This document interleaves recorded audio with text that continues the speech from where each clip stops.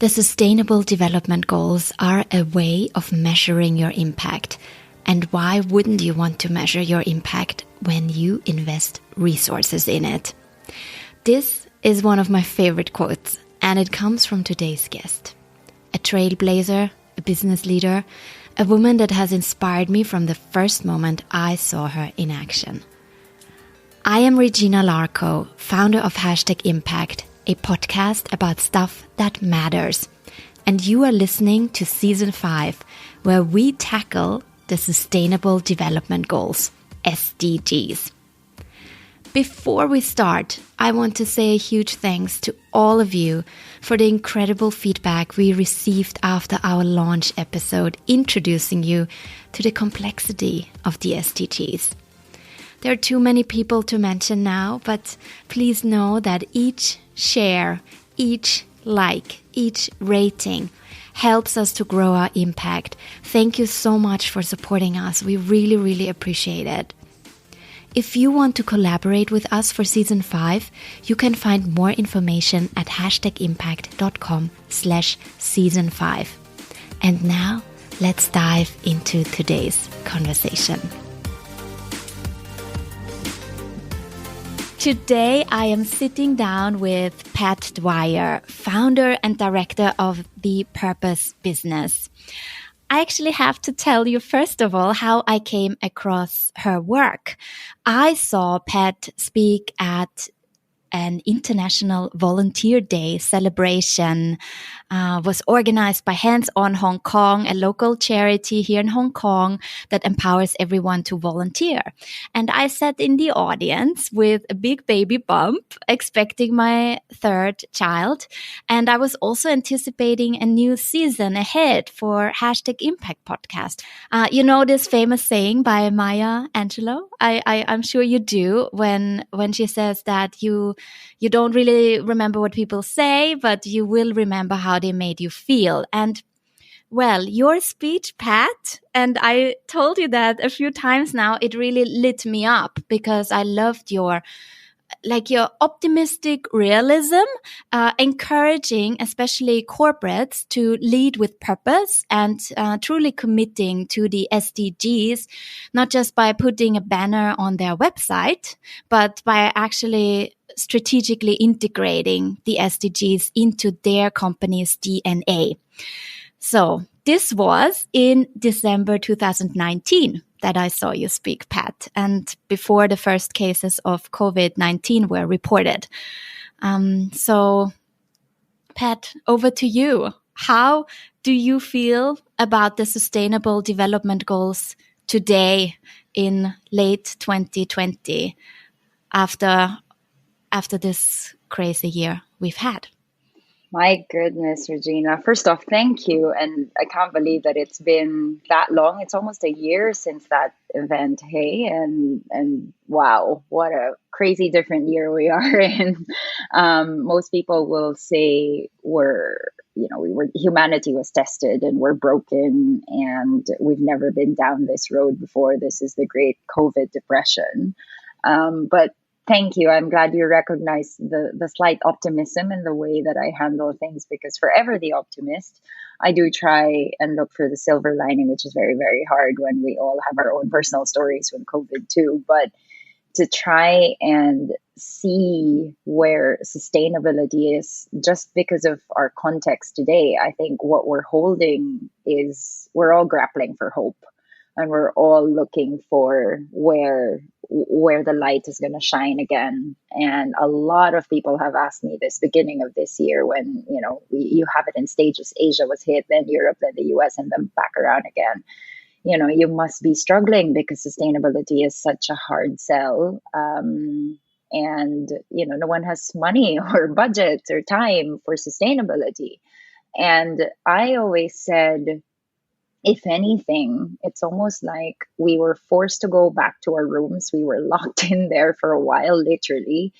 And we were asked to rethink the most basic things in life and the most important things that we probably forgot. Anything from growing your own herbs to having more time with family to, just appreciating nature that comes back outside us, to not flying. And I would argue that that is all about the future sustainability of our lives and of our fellow beings, not just people, right? So COVID has done that. It has forced us to take stock. It has forced people to watch more David Attenborough films. It has forced us to rethink why you would get on a plane just for a 1 day meeting, sometimes for a 3 hour meeting. And I really hope that we don't easily forget, because we could easily go back to, yay, we're back to flying. Hong Kong and Singapore bubble is now open. Let's just do our weekly meetings there. I really hope we take something away from this. And I think that is why I'm passionate about the SDGs when they first came up in 2015, because it just represented how complex the world has become. And the world that was with the Millennium Development Goals, with about less than 10 goals, it was 8 goals then. It was, yeah, fighting extreme poverty, malnutrition, education.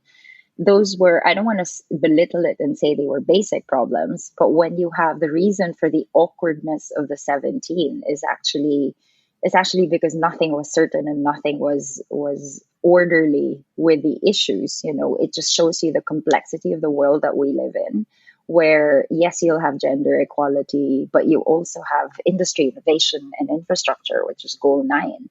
And then you'll have things like, whether it's a straightforward goal dedicated to climate action, but when you look at what that demands of governments, of companies, of organizations in general, it's so, so, so complex. And it represented the world in 2015 going into 2030.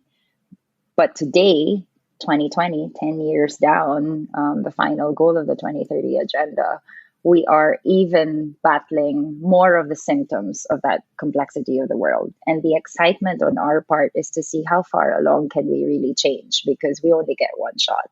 We all say, this is the world that our generation can act on. I don't want to look back when I'm 70 or 80 or 90 or whatever age I can look back from and say, I got a chance to do something and I didn't. And, that language is so real with COVID, where we got a gap year that is 2020. And this is the year where you can do all the things you said you would do when you had a bit more time. And imagine 2023 and you look back to 2020, you still didn't get to do what you were supposed to do, if that just means calling your grandmother more often. And so the SDGs are really very personal. When the purpose business I set up after having left Shangri-La as the global head of sustainability for about 7 years, I set up the purpose business in 2015. And the global goals came out in 2015, and it was actually one of the first events that we hosted in Hong Kong and then later on in Manila, because we wanted to bring the awareness. This was leave no one behind was the mantra of the 17 goals, because this really required action across everyone. And for the first time, you have the UN steering a movement that wasn't just crafted by governments and civil society, which is usually its primary stakeholders. You actually had business coming into the fore. And it is the responsibility of business to operate sustainably, not just profit sustainable, but socially and environmentally sustainable. Because let's face it, we use the very resources to turn them into products and services, right? And that's why corporates should be implementing around the SDGs. Now, when we unpack the SDGs, yes, there's 17 goals, but there's 169 targets and 269 or so indicators under all the goals. So what is slightly disappointing sometimes is it's a wheel coloring exercise for most organizations. You work in fisheries, and so you will put goal 14 there, life below water, because of course you support marine protection. But how do you support marine protection? The KPIs, if we were to leave them within any organization, is the measure by which we look at our progress. We're obsessed with KPIs.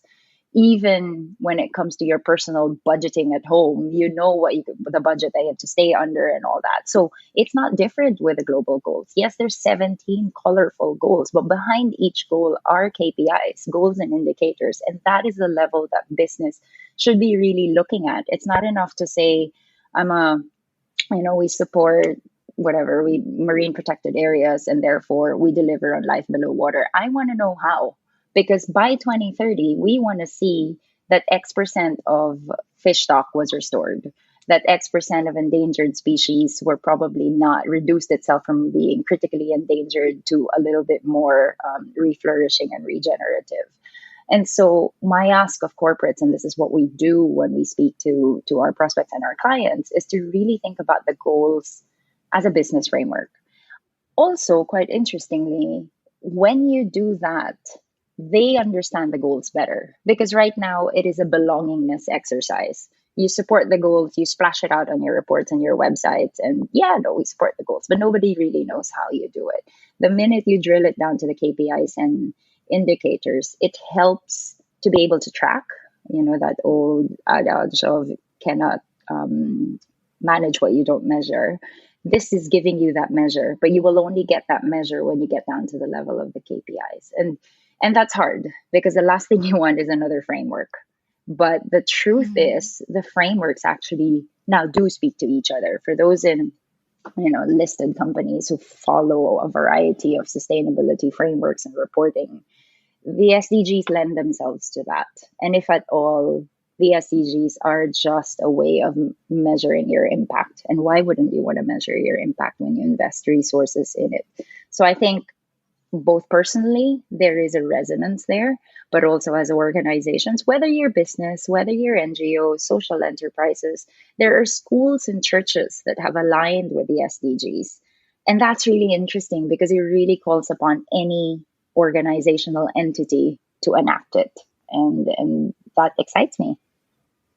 Yeah, and I love how you put that with the how, I mean, that there's this curiosity that I also feel going into the research of this season. And also every time I sit down with one of these stakeholders, the NGOs that are working in the space, but also a lot of the social enterprises that we have featured in the past. It is so important to show that how, and to show how you track your impact, to then attract not just investors or donors, but I think there's also this movement of the consumer wanting this information, and that there's a business case there as well for companies to be transparent about that.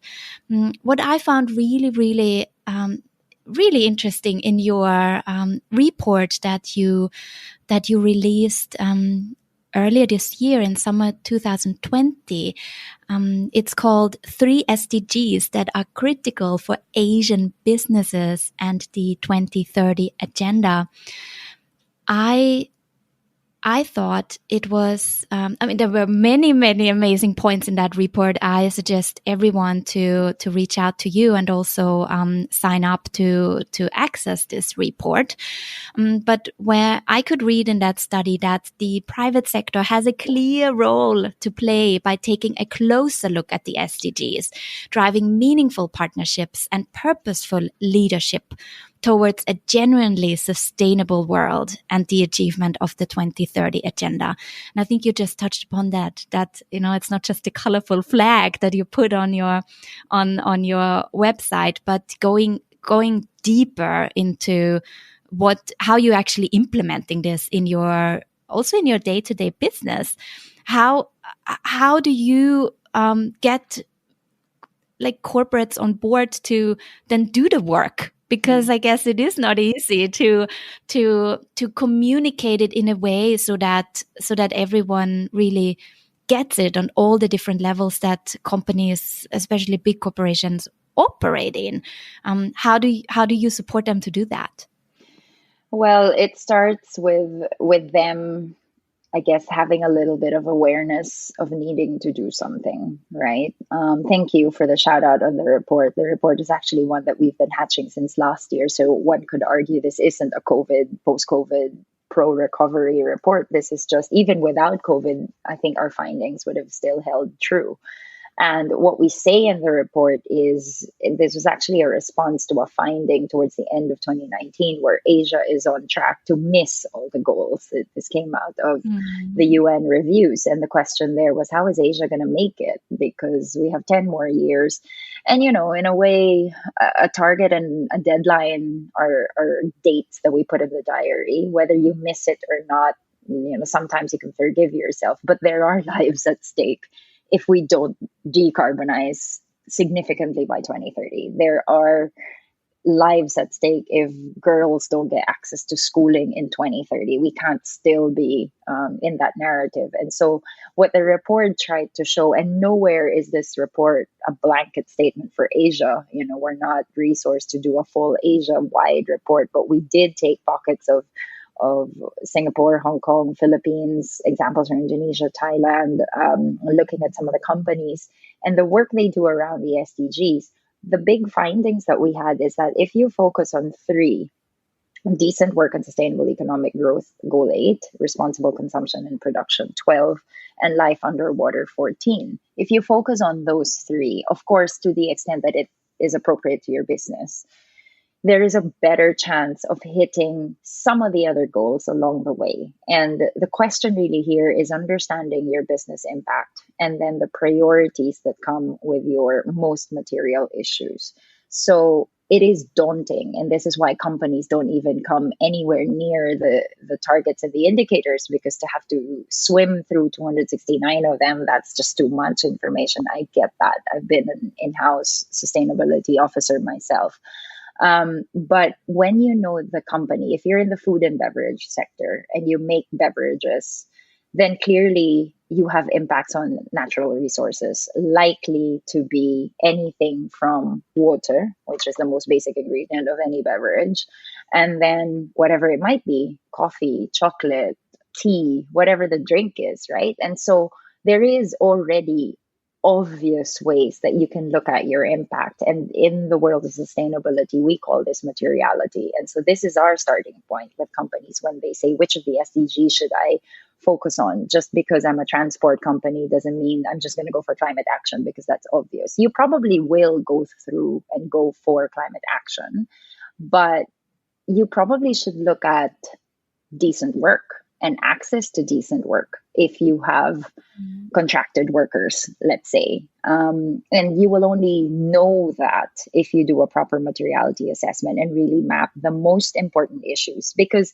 we're also not asking you to address gender diversity, life below water, your energy consumption, and go for partnerships all at the same time. We're just doing what we can. And so you start with the areas of your biggest impacts and your areas of biggest positive impacts, right? And so when we work with companies, it's building on their materiality assessment, which many of them would have done one way or another. It's just the depth that we're chasing. And then creating KPIs to measure the very targets that you've had. Because remember, especially in Asia, the sincerity and authenticity to do good is there.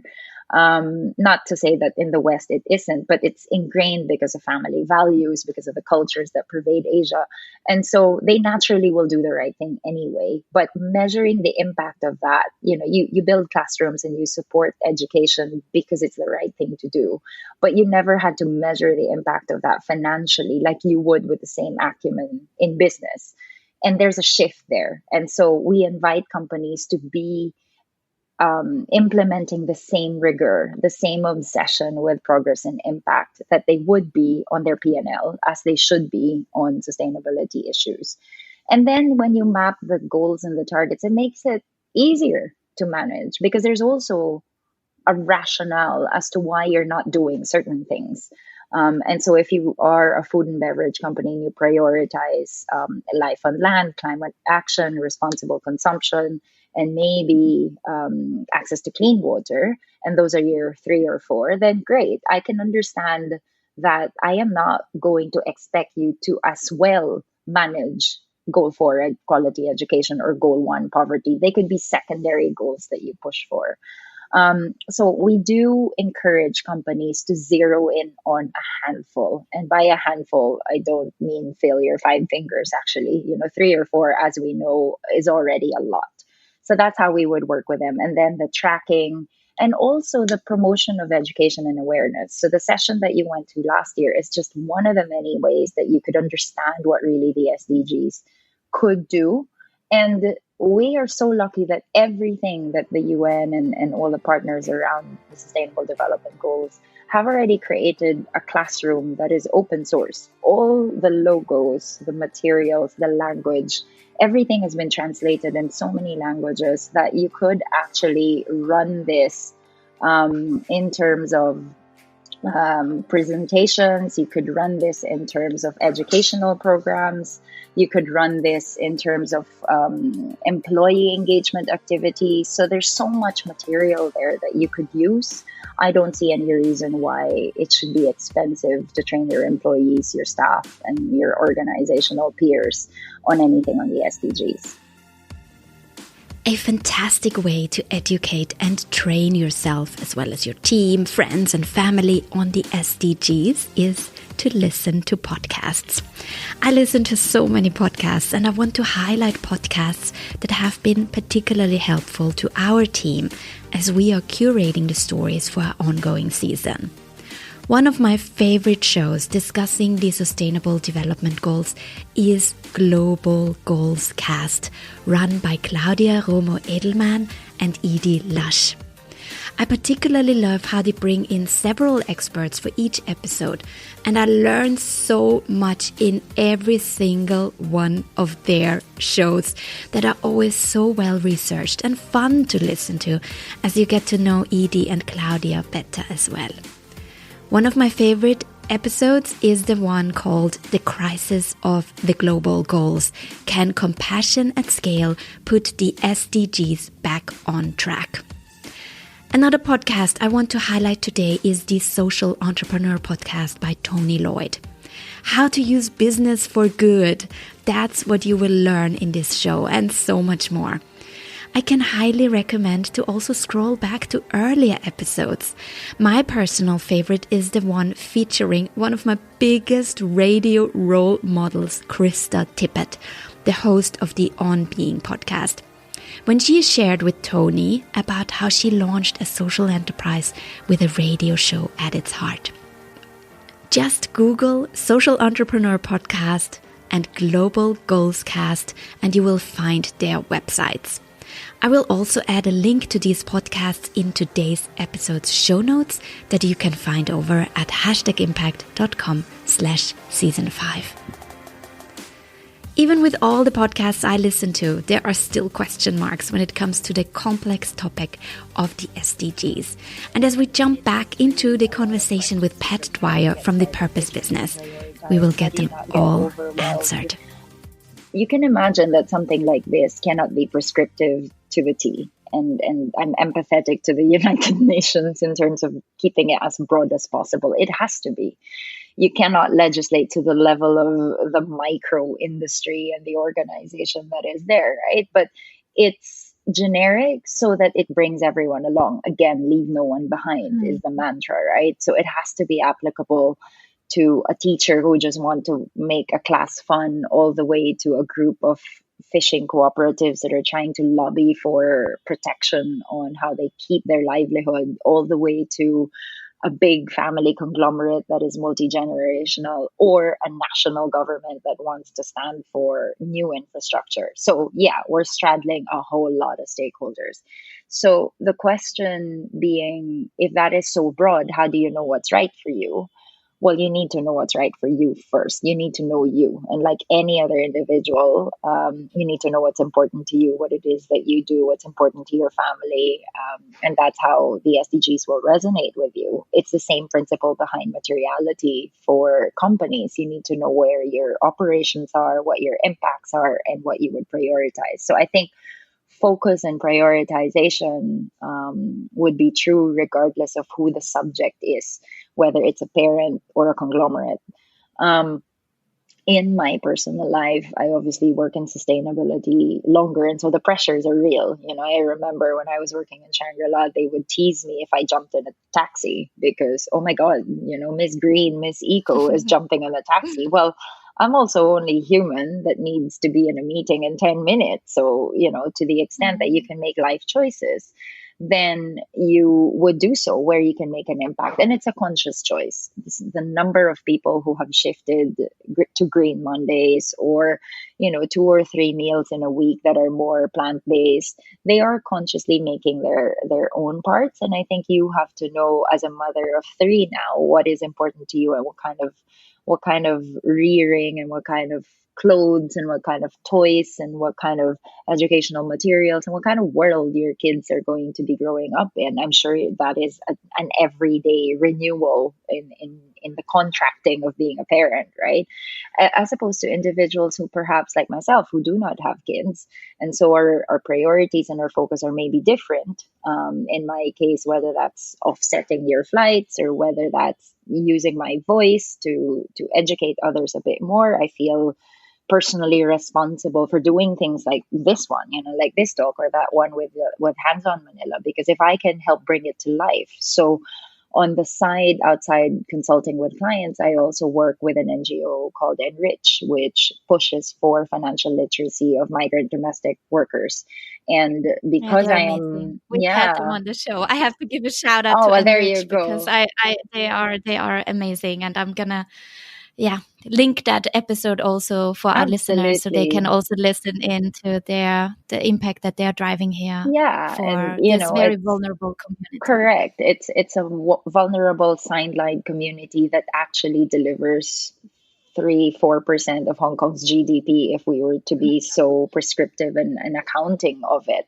And yet they do not get access to whatever government subsidy for COVID. They do not get a decent place to live. They do not get permanent residency, right? So as a Filipina myself, Mm. I know their plight, and I feel very responsible in living out one of the goals, or if not a few of the goals, if it's fighting poverty, if it's ensuring that there's not just not gender diversity, but reduced inequalities in general, which is goal 10. If you think about what kind of support they deserve, when these 390,000 helpers have allowed families to work double income households. And you look at children who have been reared by nannies, but also the elderly having a bit more bearable last few years, also animal care being supported because you have a helper that is able to walk it. I mean, all of these are privileges living in a city like New York, Dubai, Singapore, or Hong Kong, and you got the helpers supporting. So on a personal level, I think you have to look at what your values are, what your priorities are, what you stand for, and you make a conscious effort in supporting them, however your voice counts. And I think the biggest thing around here is we don't talk about it enough. Um, Mm. it's interesting, in 2015 when this rolled out, I think it was Indonesia and some of the public schools in Indonesia who have immediately taken this to an exercise with children, where in the morning after their morning prayers, whatever the school, the national anthem, the announcements, they actually play games around the SDGs, because they were sensitizing children at the ground base level of education what the SDGs are. And you ask any child right now, this is part of the curriculum one way or another. There's something about recycling, there's something about climate change. There's a school down here, I think, next to the St. Paul's Convent, in Causeway Bay, whose windows are colored with the SDGs. And you ask the students, they actually have done a subject around it. Again, not in its entirety. So I think Gen Alpha, I think they're called, who are everyone kids below 9 or 10, already know this more than any boardroom in Hong Kong or Singapore. And that is Mm. staggering to me, because that's really where it starts. Media has to do a better play around promoting it, but we ourselves have to also talk about, even just one of the goals, and find the goal that really resonates with your values and what it is that you're impacting and what you do, and then talk about the one thing that you are doing about it, whether that's participating in beach cleanups, whether that's plant-based food, whether that's supporting upcycled materials, whatever floats your boat. I think we all have a part to play. That's such a great call to action. Pat, thank you so much. I know you have a million things piling up on your desk, and I'm so grateful that you took the time to share with our listeners from your experience. But I won't let you go before you go through the quick fire round with me. It's 3 quick questions Sure. where I will ask you for quick answers. Are you ready for it? Ready as I'll ever be. Pat, making an impact means leaving an imprint in the world. Who inspires you in the way they tackle the sustainable development goals? I'd say the helpers that I show up for, since we talked a lot about that, and that's top of mind right now. And the biggest and, for me, most important question of all that I want to leave my listeners with: what could everyone do right now after they listen to this podcast to make the world a better place? Speak to a loved one, a partner, a friend, a person that is so important to you, and really talk about what your values are, and then pick an action point from there. I mean, if that lands you on the SDG website, then great, but I'm not going to say visit the SDG website. I think talk it out with someone in your family or someone in your team, because your individual actions count. But when we move as a collective, as a network of positive forces, we are so much stronger. I love that. Thank you for inspiring our listeners. And I also want to send them over to your site now so they can also check out that report that we mentioned. Where should they go if they want to get in touch with you and want to learn more about what you do at The Purpose Business? Yeah, so that's thepurposebusiness.com. That is our website. And we help companies be more reflective of what the impacts are of their products and their services. We help embed purpose in their action, but also activate it. And when you activate purpose, you will end up with responsible leadership. You will find ways to do better and show up for your shareholders, for your rest of your stakeholders, yourselves, your suppliers, your employees. And I think this is it. Nobody wants to be in a business that takes away.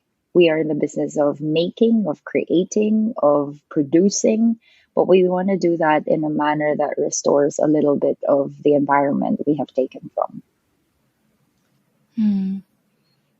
I couldn't think of a better way to wrap up this episode. So thank you so much. I could talk to you all day though, Regina. So thank you for this. Oh, yeah, thank you. And we will make sure to check in on what your team is doing. I'm sure there will be many more amazing reports coming from your desk as well. So we'll make sure to check in and also keep sharing with our listeners the updates from The Purpose Business. Fantastic. Thank you so much for having me. Today's conversation with Pat Dwyer from The Purpose Business was recorded in October 2020. Before I let you go, I want to introduce you to a new feature of our Season 5. We want to get your story heard as well, and we invite you to send in your voice message. Here is a message from one of our listeners. I've always been a writer and an editor.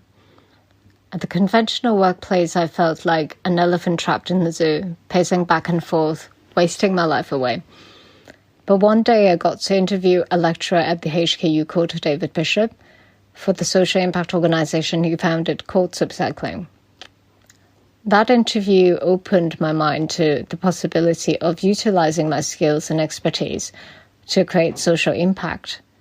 So about a year later, I finally summoned the courage to send him that email that I've drafted, asking if he had a job for me. And that's how I became the communications manager of Foundation for Shared Impact. At FSI, we hope to solve society's most challenging problems through community building and sharing resources.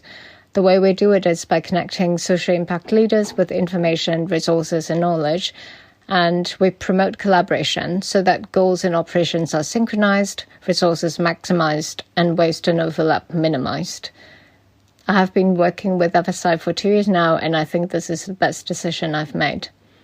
We're a very small team, but working with people who are driven by the vision of a more sustainable and equitable future is very rewarding. I believe that anyone can make a positive impact with the skills and expertise.